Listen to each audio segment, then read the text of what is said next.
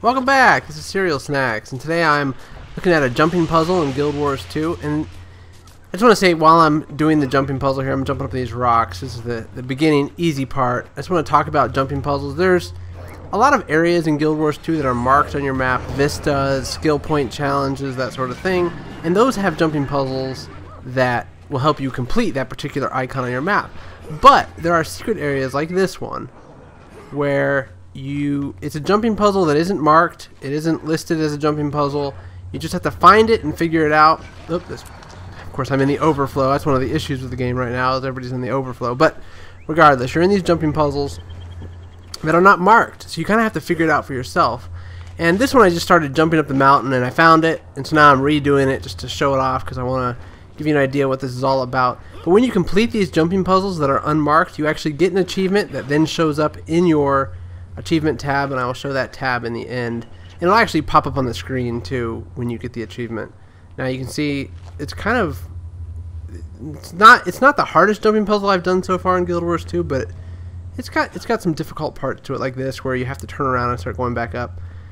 So I would say probably for the entire game this is probably one of the easier jumping puzzles. It may not look like it's really easy, but it actually is relatively easy compared to some of the other ones I've seen. So let me get to the top here, and one of the coolest parts, and probably better than the reward you get at the end of it, the achievement, and usually there's a chest. The bigger reward really is the vista that you kind of see. It's not a marked vista, it's just an incredible view. It's almost like a Kodak moment, right? You find these areas and you can see all over the landscape. So it's just neat because it's an area that very few people actually get to. You can see that person was in front of me and they fell off. And what I found is I can get up to these areas, and I find that I'm usually the only person up in those areas, which is nice because you can just kind of relax. Nobody's swarming around doing quests or fighting. You can just kind of enjoy the view. So I keep jumping up here. I like the little touches of detail. Guild Wars 2. I see a little parrot that just flew away right there. That was neat. Alright, keep jumping up here. So I'm almost there. You can see in the distance the hint of a chest over there to the left. Here, let's get up this last branch. I love these floating rocks too. They kind of remind me of the Avatar movie with that floating islands. This is the Sylvari Starting area. I'm not sure if I mentioned that yet. I'm playing my Sylvari Thief, and this is really early on. This is like in the very beginning of that starting area. They have this cool jumping puzzle that isn't labeled for anything. And there's the chest, and there's a guy named My Ting Ting standing by the chest. Okay. Appropriate, I guess. You can see the chest has already been opened. I already opened it. I already got here, and I got the achievement. I'm going to show that here in a second. One thing also is there's this guy up here, and if you happen to be a ranger, I'm not, but if you happen to be a ranger, this is, I think, one of the few places where you can get a juvenile spider to train as your pet. So that's kind of a nice touch.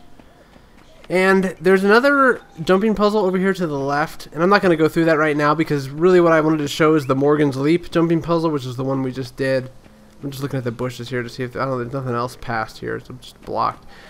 But over here to the right, there is the stones crossing over to the other side, and that begins another jumping puzzle for a different achievement. Now you can see I got the achievement here on my achievement screen, Morgan's Leap.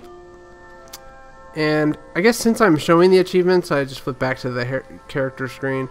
You can see you've got all your little tabs over here on the left. I don't know if I've shown that before. You got your achievement tab, and of course you've got your daily achievements, your monthly achievements, your achievements for killing creatures, your hero achievements, which are more like the quests, the hearts, the random events that you do. And one thing I really like about this is that it shares these achievements amongst all of your characters. So I have 126 points on every character, so you don't have to redo like these jumping puzzles and that stuff on other characters if you don't want to, because you already got the achievement. Tradesman, of course, which is doing your crafting. Explorer, which is where we had the Morgan's Leap achievement. Your fashion, like the armors you've collected, what weapons you've used. This is kind of like being a part of a guild type achievements. So very similar to World of Warcraft if you're familiar with their achievement system. It's got the same kind of things that you can gain. Hall of Monuments is, oh, this is kind of cool. The teamwork gets it done.